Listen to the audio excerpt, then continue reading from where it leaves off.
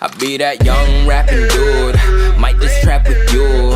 Coming with the thunder, baby, might just clap your crew. I roll. Hello, fellow soul divers. Welcome to another Lava Valley Destroyer gameplay guide. First of all, I have to say that we have some big changes from the last upload since it was very delayed. This time, we are already 1 million CP as you can see, and I already have Battle Cry in my kit, which you will see me using in this video. Before we go ahead, let me tell you some stuff that I have learned and experienced in my transition to 800k to 1 million CP in Lava Valley. As you can see, I have a lot of losses right now. It is because at the start of the new season, I decided to keep trying various skill combos that I could use, such as the use of Grasping Thorn, Static Field, Shadow Disc, and more, so that I can share to you guys which resulted to be the best one for me or for my playstyle. With that, I can confidently say to you that the one that worked best for me is the combo of Frozen Shards, Ignore Pain, and Seismic Power. This setup enabled me to tank and take more damage, which made me fulfill whichever role I am playing. It is because in my transitioning to 1 million CP, everybody hurts a lot and it seemed as if I cannot take their damage anymore and survive. But this setup really helped me a lot, and you might want to try it as well and see if it works good to you as it did for me. Now let us head on to the gameplays. In this matchup, I saw that the enemy rogue has a high CP compared to his teammates, and as you may be able to guess already, my role that I came up with is to lock him down. Locking down a single enemy is now way easier, because of the addition of Battle Cry.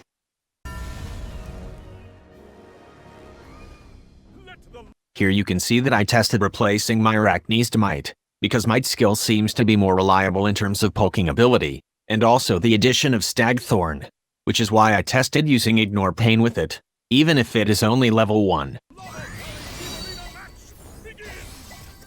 See how I click my target to lock on him, so that my Might's poking skill will directly go to him, and not to his teammates.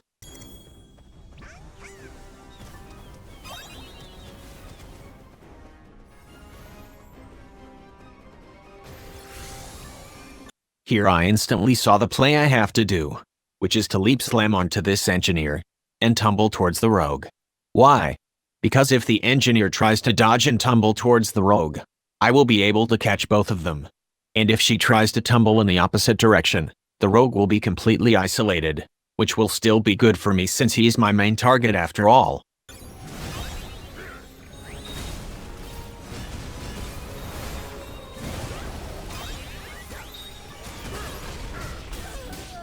Now let's wait for at least our Battle Cry to cool down first, before engaging on another battle.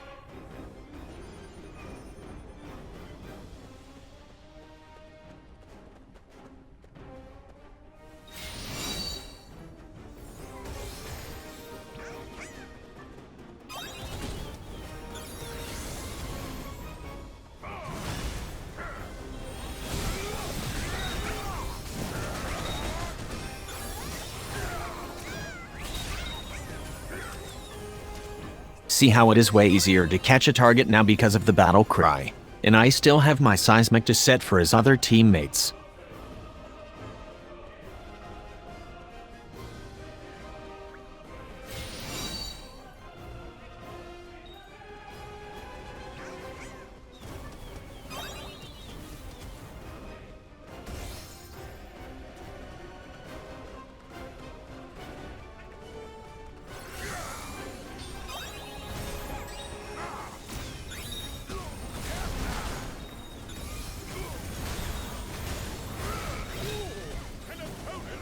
I messed up that one because of the unexpected silence from Hippocampus, and I got pushed back after it.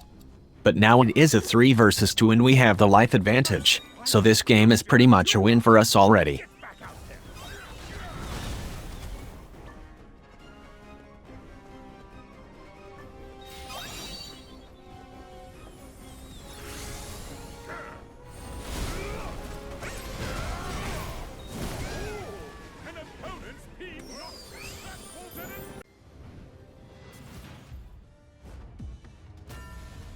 In this next game, we are again against a high CP rogue, which means our role will be the same as the last game.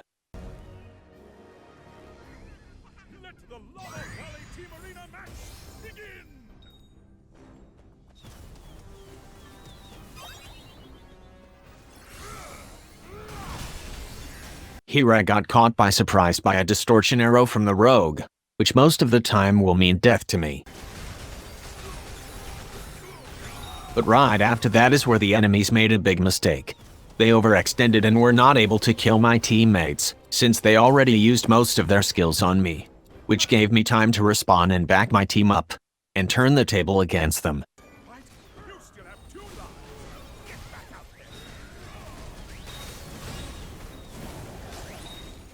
Because of that mistake from their aggression, their advantage was wasted and now we are on the upper hand. Now you'll see that the enemy will still play over aggressively and impatiently, which will really make the game bad for them.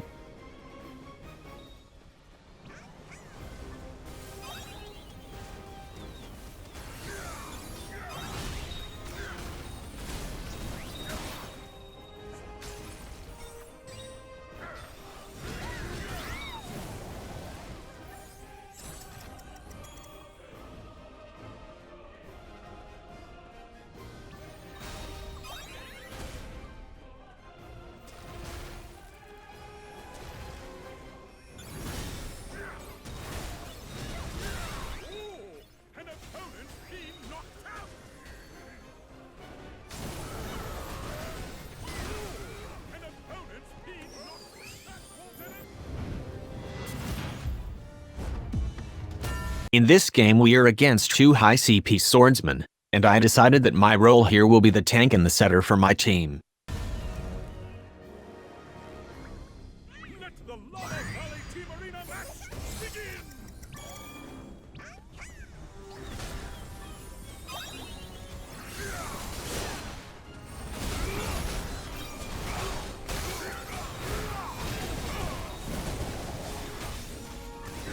Even after all the disable and skill I used on that swordsman, I do not understand how my engineer was not able to trade my death. But it happens and it's fine.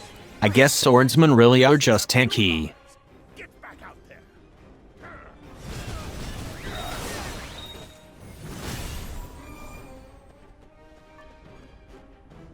Notice here how I did not overextend and try to get the kill on the low HP swordsman. It is because I was keeping an eye on the respawn of the healing buff.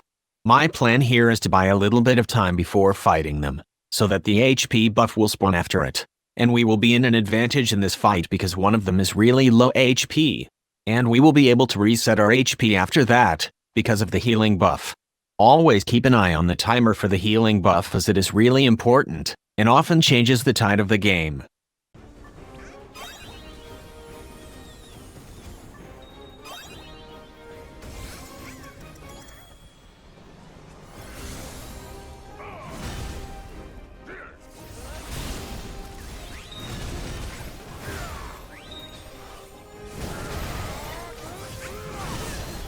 See how it was really easy for us to win that fight, because of the HP advantage we have.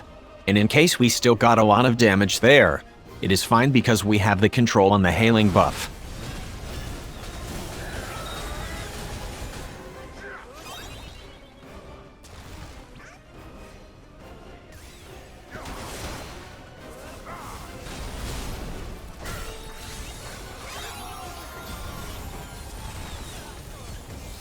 I died from that fight, but it is already good for us, because now we are on a 3 versus 2 situation and the enemies are low HP. Your last chance! It's not over till it's over!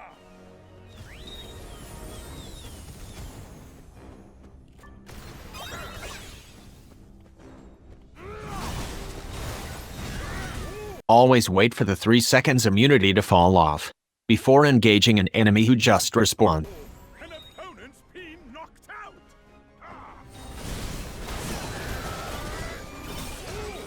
An opponent's been knocked out! In this game we are all within the same CP, but in this enemy lineup, I figured that my play here would be to focus on the enemy backline, because every witch in this rank and CP already have blink, and will most probably aim for my backline teammates as well, which will result in me having to do a 1 versus 2, while the witch will have to do the same. I believe I will have the advantage in that case, because I am tanky and all I have to do is to delay the enemy backline until my allies kill the witch, and then I will just have to back off. Let the Lava Valley Team Arena match begin!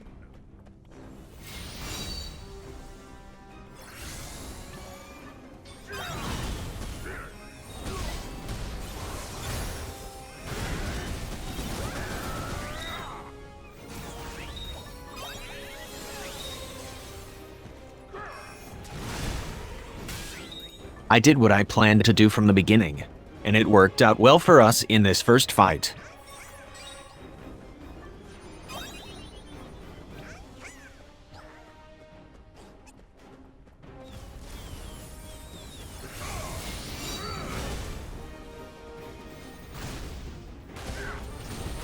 Notice what I will do here. After using Battle Cry and taunting the engineer, I will run back and pull her towards me, so that she will be out of position, and I will not have to be in a risky position.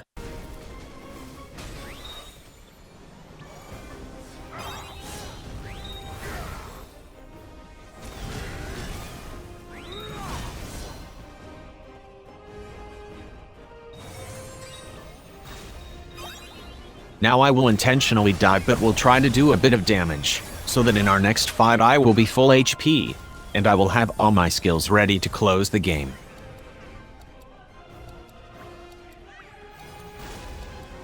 That's all right. You still have 2 lives. Get back out there. Ooh, and a Remember to always wait for your teammates, and try to fight together with them, so that you will not give the enemies the chance to make a comeback win.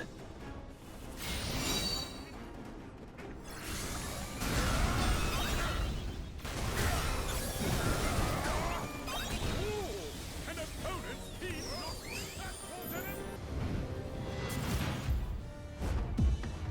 Here in this game, the enemy witch had a higher CP than her teammates, but I thought that it would be better if I play this one as a setter instead of a locker or protector, because my ally engineer is low CP and my witch with high CP can probably manage herself.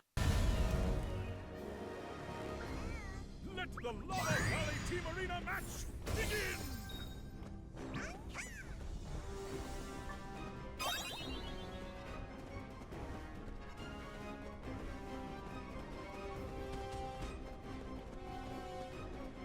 Here I saw the Terracona walking to my direction, which would probably mean that they will do a setup on me with its skill. So I had to instantly react to use my Ignore Pain and Stagthorn to reduce the damage of the skills that they will follow up on it.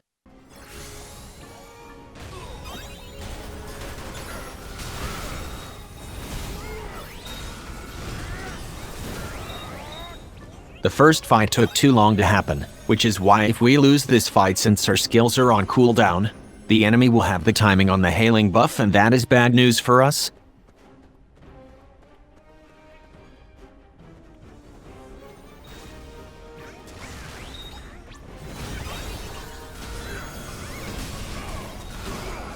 My engineer got caught and there was nothing I can do about it, because my skills were still on cooldown.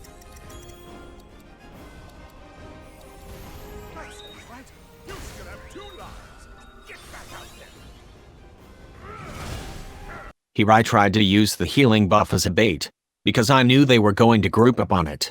But it was a big mistake from me, because I did not realize that my engineer died again and was on respawning time again.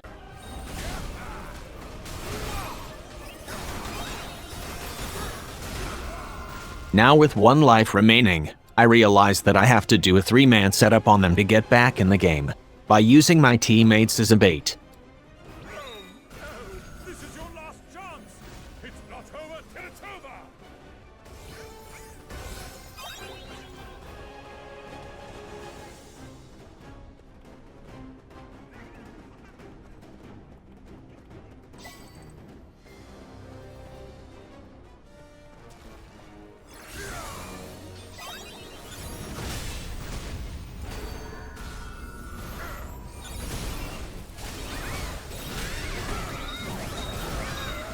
It worked perfectly and this time the enemies only have 1 life left as well. So what I thought here is I should focus the 2 engineers now, and leave the witch in a 3 versus 1 situation.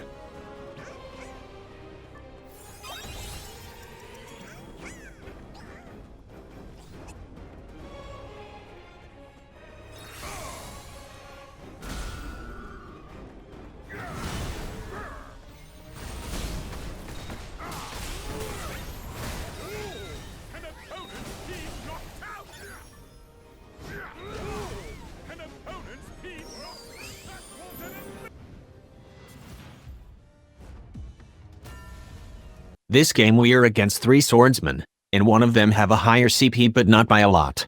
But I still decided to focus on him early on. Let the Lava Valley Team Arena match begin!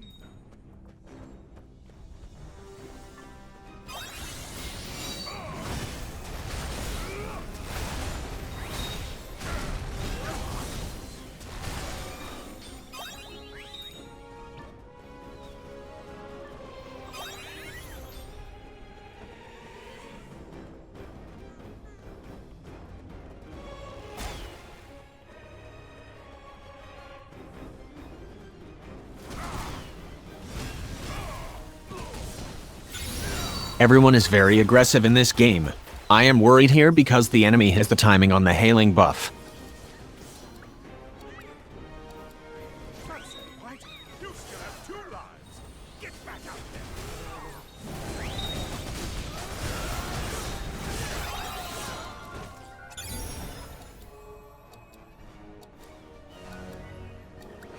Luckily my rogue got both of them, and they were not able to get the buff. This is your last chance. It's not over till it's over. I only have 1 life now, but I do not want to leave my team to die. So I still rushed in to back them up, but I'm still aware of my skill cooldowns while fighting. Always be self-aware of your skill cooldowns, even during a non-stop rally.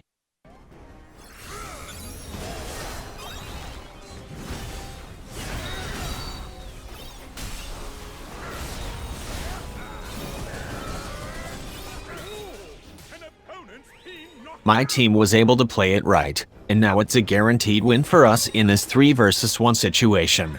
That's it for this video and thank you for watching. See you on the next one.